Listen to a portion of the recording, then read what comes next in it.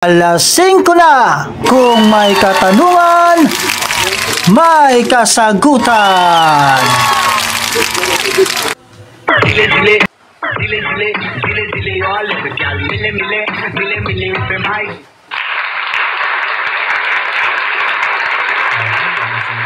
Okay, magandang hapon sa inyong lahat. Alas 5 na naman, kung may katanungan, may kasagutan. Okay, magandang hapon. At medyo malakas ang ulan ngayon, ha? Pre, ha? Oo nga eh. Dire-diretso na yan. Yung mga estudyante ngayon, walang pasok, ha? Okay, nayahay. Okay, so...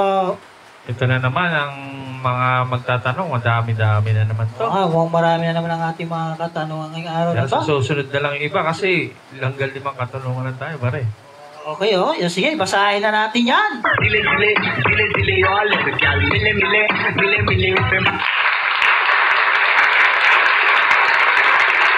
na, pare. Okay. Unang katanungan. Galing sa El Dorado, Don Bosco, Lolo. Okay, yung pangalan yan? Okay, basahin na. Si Christopher Pamada. Oy, shoutout sa mga pinakamalupit ng mga tanungan. Oy, shoutout sa mga taga Don Bosco, ha? Dulo, ha? Shoutout sa inyo dyan, ha? Okay, basahin na yung katanungan ni Christopher Pamada. Ang unang tanong, pare. Mainit-init pa. Oy, ano ba yan? Mukhang mainit-init, ha? Ang kanyang katanungan ay, bakit hindi mahawakan ang tae daw?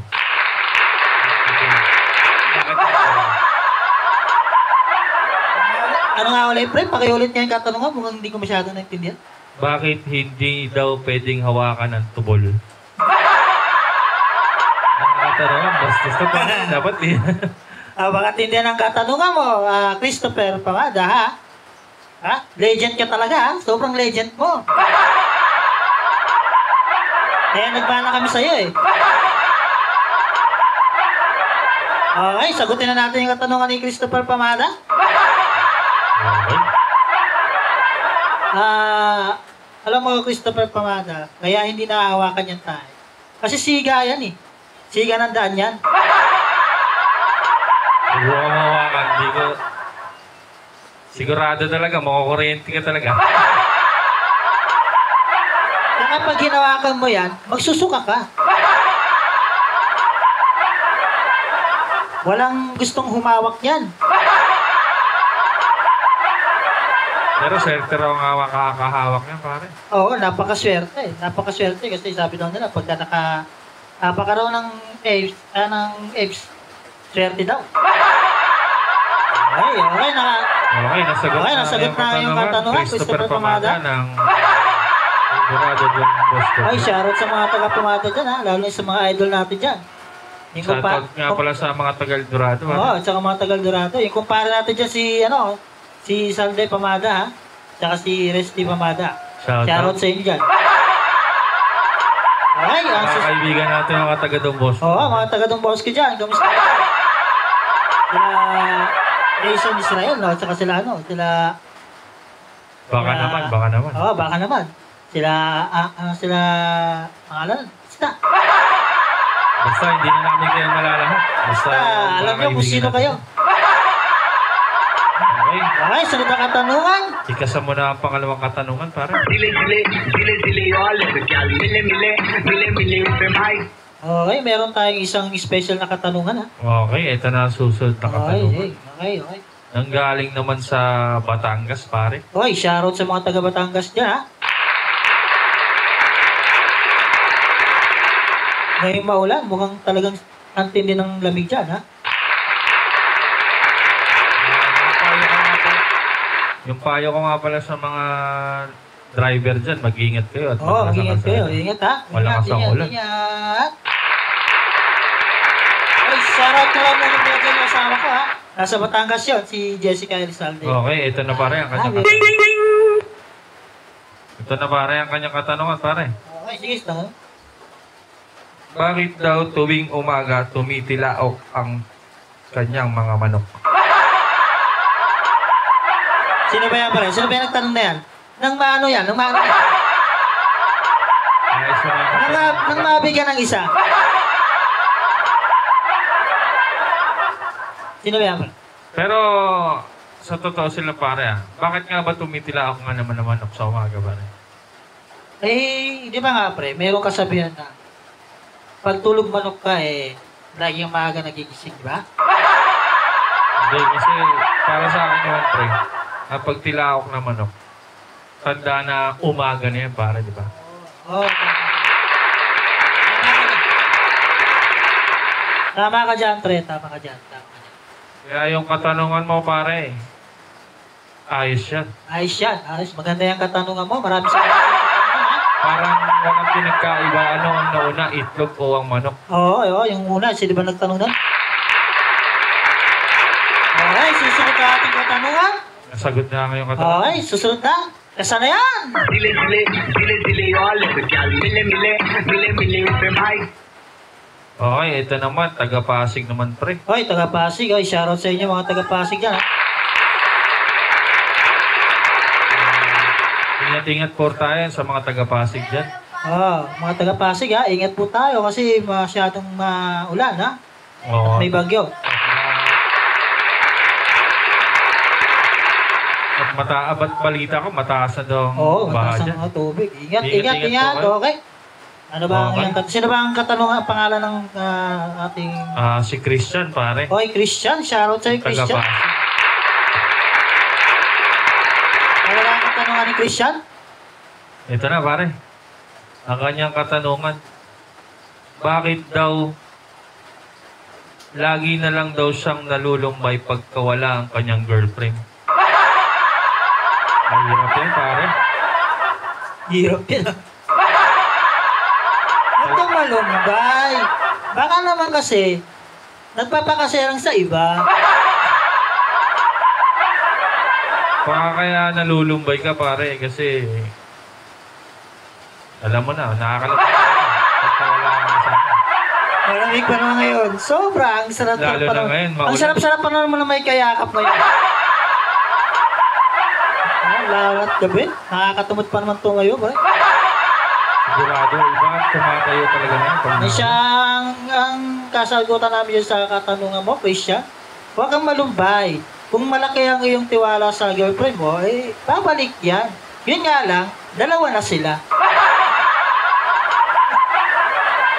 Meron ka na ang anak agad. Ang tanong. Ayos pare, nasagot na ikalawa ba yun? Ikatlo. Ikatlo na, ikatlong Ay, katanungan. ikatlong Okay, susunod. Ikasa na yan. Dile all of the gal. Mile पे भाई. Okay, sino naman ang susunod na ating katanungan, pare? Sagutin na natin yan. Okay, kasa na to? Ikasa mo na yan. Paso. Ito na, taga Marikina naman. Hoy, shoutout sa inyo mga taga Marikina dyan, ha? Diyan, Ang taas ng tubig dyan.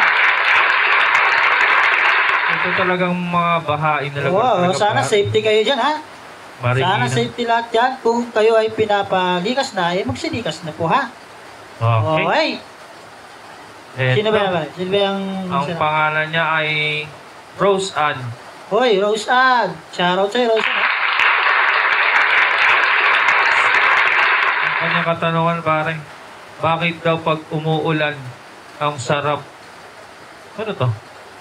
Ang Hintay, sarap humigop? Nang, Ano ba yung hinihigop? ano hinihigop mo? Aray ko mo? Parang iba yung nasa isip kong paghigop na yun. Kaya nga hinabahan ako sa paghigop na yun, ha? So, ang iyong katanungan, siyempre, sa sobrang labig ng panahon, kailangan natin ng medyo mainit-init. Init. Mainit-init. Katas-katas. Sabi, mainit-init. Alam mo na yung mainit? Yung mga walang pampainit dyan, ang malas mo. Tsaka uso talaga ngayon yung, ito talaga yung panahon ng higupan. Oo, masarap pa naman humigop. Sigurado to, pagkatapos ng tagulan na to, ang daming buntis. Mahilig sa sabaw. Oo, tama na. Okay, nasagot na ang iyong katanungan. Pangalan niya? Si Rose Ann. Roseanne. Okay, nasagot na ang iyong katanungan. So, ang ating kahuling katanungan, ikasa na yan. Dile dile, dile dile yo lepe gal mile mile, mile mile pe bhai. O, ito naman pare. Ito, malupit din to. Mga bahaing lugar to. Oo, Puro mga bahaing lugar to. mga Bulacan lugar. naman pare. Bulacan, oy, shoutout sa inyo sa mga taga Bulacan dyan, ha? Ay, shoutout nga pala sa lahat ng mga nanonood sa atin, ha? Yung mga followers natin dyan, ha? Tama. Okay. Kung gusto nyo Kung gusto nyo mag-comment, oy, please naman, mag-comment naman kayo. Magtanong naman kayo para meron tayo may babasahin, sasagot. oo. Okay, ha? Okay, ito na ang ulit. Okay, basahin natin yan. Huling katanungan to pare. Okay. Bakit daw masarap kumain ng Ano yun? tuyo? Yung Ano ba yan? masarap kumain ng tuyo pag, Kaganina, sabaw. Ngayon, tuyo naman. pag umuulan. Pag umuulan. Ano bang tuyo yan? Ano bang tuyo yan? Nakaamoy tuyo lang to pare ha. Baka naman hindi na masyadong inaan kasi kaya natutuyo. Kaganina, basa. Ngayon, tuyo naman. Natuyo. Baka naman sumobra sa kain mo. Kaya natuyo. Okay, nasagot na ba ang iyong katanungan? Hindi pa pala, no? Siyempre, ang pinakamasarap talagang kainin pag tagulan, siyempre, unang-una, sabaw. Tapos pag walang sabaw, masarap yung mga tuyo, yung mga ano ngayon. May champurado Oo, ito pa yan. Tuyo at champurado. Oo, yan ang magka-partner. Putot binuguan. Oo, tama. Okay, sarap naman yan. Mga parang nagutom ako bigla, Tapos sasabayan mo ng capsule. Oo. Okay, pare. Okay, maraming salamat po sa lahat ng nagpadala ng ating mensahe ngayong araw na to. At So, alas 5 na. Kung alas 5 na, kung may katanungan, may kasagutan. Dile dile, dile dile yo lepe gal mile mile, mile mile pe bhai. maraming salamat.